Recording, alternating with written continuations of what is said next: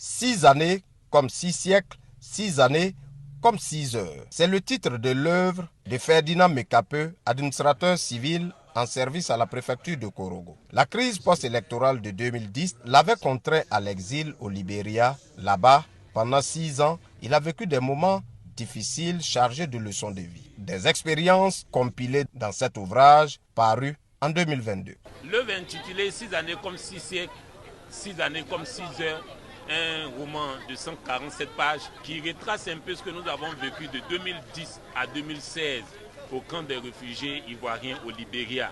C'est un souvenir, c'est pour ça que je parle de 6 heures. Donc c'est un plaisir que je trouve dans l'aventure que j'ai eue à traverser au Libéria. La dédicace de l'œuvre a servi de canal pour Ferdinand Mekape de dire une conférence et sensibiliser population et décideurs à une prise de conscience collective sur l'importance de la paix. La motivation de cette activité s'appuie sur le fait que nous voyons ensemble ce qui se passe aujourd'hui sur les réseaux sociaux au niveau de l'actualité, des germes de ce qui a créé les conflits qui ont abouti à la dernière crise de 2010 sont en train de se répéter.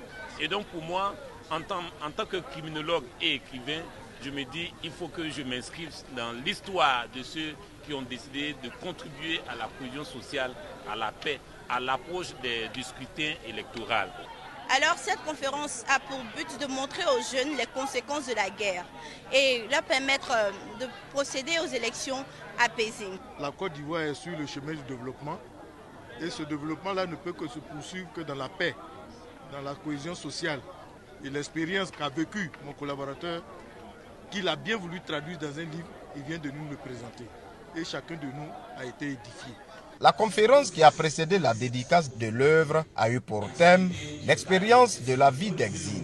Une belle opportunité pour l'auteur Ferdinand Mekape de montrer à la face du monde l'impact des fake news sur la paix sociale en période électorale.